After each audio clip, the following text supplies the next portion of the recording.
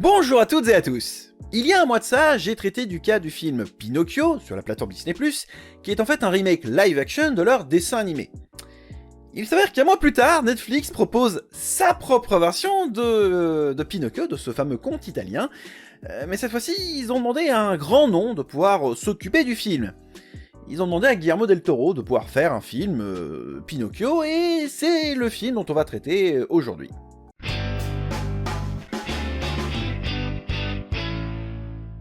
Comme d'habitude, partie sans spoiler et avec le chapitrage dans la description. Passons directement à la partie mise au point. Alors une mise au point qui va être un peu courte et qui, pour le coup, n'est pas vraiment une mise au point, c'est plus expliquer un tout petit contexte, pas grand-chose. Il s'avère à la base que, techniquement, je ne connais pas beaucoup de films de Guillermo del Toro. Je sais juste cependant qu'il a une forme de patte stylistique ou une forme de patte graphique. Patte graphique qu'on retrouve dans le film, mais ça, on en parlera dans la partie mon avis. Donc pour le coup, je n'ai pas vu beaucoup d'œuvres avec Guillermo del Toro, j'ai vu pour sûr... Alors, de mémoire, je crois que j'ai vu La Forme de l'eau, qui est un très beau film, vraiment, j'avais beaucoup aimé, j'ai trouvé ça très beau, très touchant, très poétique. Apparemment, le film a eu un Oscar, ce qui est plutôt cool, mérité pour le coup, parce que vraiment, le film est vraiment très bien, donc... bon, moi, j'ai passé un bon moment devant le film, touchant, enfin moi, ça m'a touché, clairement. Et j'ai vu un deuxième film de del Toro, mais alors celui-là, c'est un peu particulier. Il s'avère que...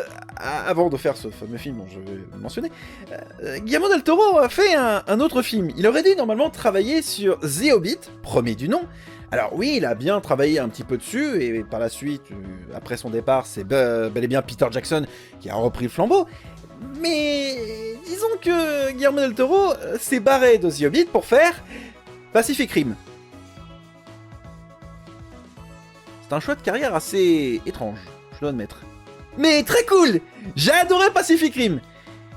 En même temps, Idris Elba.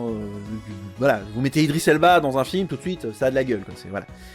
C'est pour ça que quand il y a eu Pacific Rim 2, donc Pacific Rim Uprising, quand j'ai vu qu'il y avait John Boyega, je fais non, sans moi, non merci. Je me le suis déjà tapé dans Star Wars, je vais pas me le taper dans un autre film, c'est bon. Hein. Ouais. Puis bon, j'aime bien les robots. Ouais, j'aime bien les robots. Ouais, les robots de Pacific Rim, Terminator, le Megazord de Power Rangers. Ah non, ça c'est pas un robot, ça c'est un mi-machine, mi-homme, mi-molette. C'est pas un robot. Alors du coup, le sujet d'aujourd'hui, on va parler de Pinocchio, donc sorti sur Netflix. Alors, je tourne la vidéo le jour de sortie du film. Donc pour le coup, je peux pas être plus raccord niveau timing. Ça m'arrange. D'habitude, je suis toujours à la bourre, sauf pour Black Panther. Du coup, ouais, je suis toujours à la bourre, et là, cette fois-ci, je suis pile poil dans la sortie du film. C'est cool. Alors, je parlais de robots, je parlais de Pinocchio, putain, c'est... Heureusement qu'ils ont pas fait un Pinocchio robot. Oui, bon, ça va, tout le monde peut se tromper. Bref, passons à la partie de mon histoire, voulez-vous? Alors, l'histoire, pour le coup, diffère énormément de l'histoire Disney. Donc, si vous avez vu ma précédente vidéo sur Pinocchio, qui sera du coup dans la description et certainement en fiche en haut à gauche, concrètement, l'histoire change réellement. À tel point que c'est pas tout à fait le même film. Enfin, c'est pas tout à fait le même... Vous avez le contenu de base, c'est-à-dire Geppetto qui fait une marionnette, qui s'appelle Pinocchio, à qui on donne la vie, hein, forcément. Il est censé aller à l'école, sur le chemin, on le ramène directement à un truc de spectacle, etc., etc. La base y est, oui. Sauf que il y a toute une intro au début. Ah oui, mince, ça c'est la partie de mon avis. Quoique... alors... On reste encore dans l'histoire. La base est là, mais on grossit l'histoire et on apporte beaucoup plus de contenu au sein même de l'histoire. Et alors, c'est pas du remplissage, je pensais au départ, et en fait, non, ça apporte réellement une valeur ajoutée du coup à l'histoire. Bref, l'histoire est comme suffisamment grande. Alors, vous prenez l'histoire de Pinocchio, vous apportez beaucoup plus de contenant. Je vais y arriver avec la caméra, merci. Beaucoup plus de contenant, et du coup, ça vous donne une histoire beaucoup plus riche. Passons du coup à la partie mon avis, parce que je sens que je suis en train de dévier un petit peu, donc on va passer directement à la partie mon avis. Ce film a été une grosse surprise. Déjà, j'aime beaucoup le style graphique, qui est en fait du stop motion, oui, comme Wallace et Gromit, sauf que Wallace et Gromit étant pâte à modeler, là on sent bien qu'on a affaire à un monde presque fait de bois. En même temps, c'est la thématique de Pinocchio, oui, je sais, mais justement, c'est bien réalisé. C'est d'ailleurs pour ça que le film fait appel à l'entreprise de Jim Henson, je crois, pour concevoir du coup le côté stop motion et le côté personnage et tout et tout. Ça a une gueule, c'est super beau. Franchement, c'est super beau. J'ai trouvé ça magnifique. Réellement, déjà rien que l'esthétique graphique de l'œuvre, nickel. Franchement, j'adore. Pourtant, je suis pas forcément le public déjà de base des œuvres en stop motion, ou voire de ce genre de style graphique qui pour moi pourrait être celui d'un long métrage nommé aux Oscars ou au César ou à n'importe quelle récompense.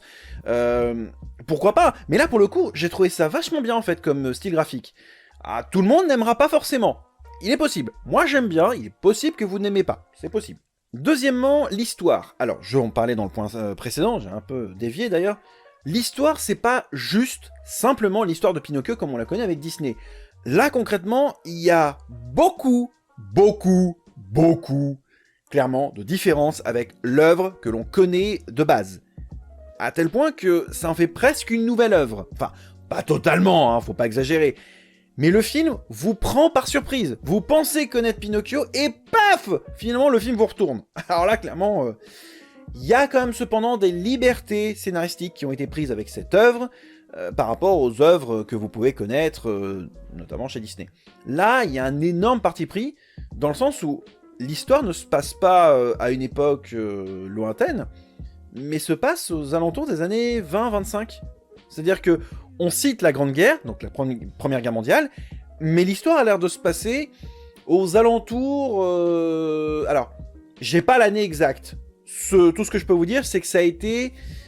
l'histoire se passe aux alentours de la montée au pouvoir d'un certain dictateur italien, très pote d'un dictateur allemand de ces années-là.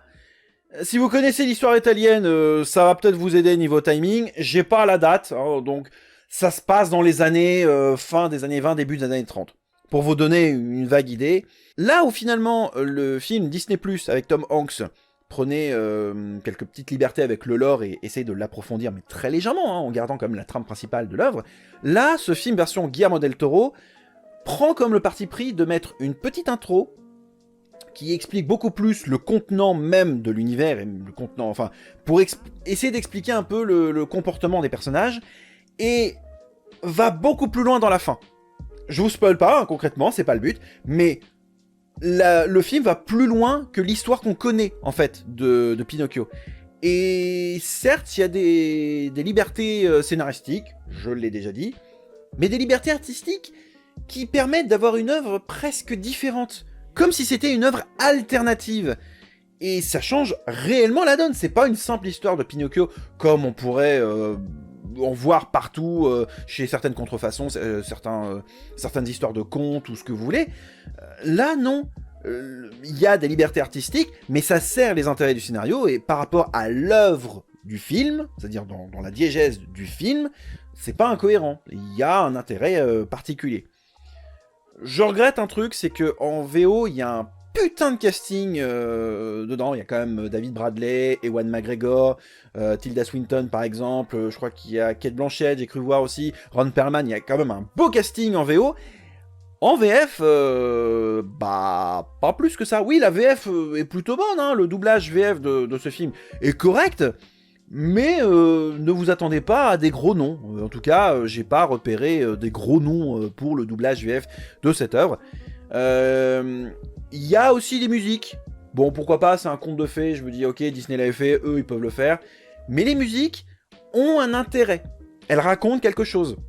C'est pas juste faire des musiques pour faire Disney. Non, les musiques ont réellement d'intérêt. Certaines peuvent peut-être être un petit peu touchantes, je dirais.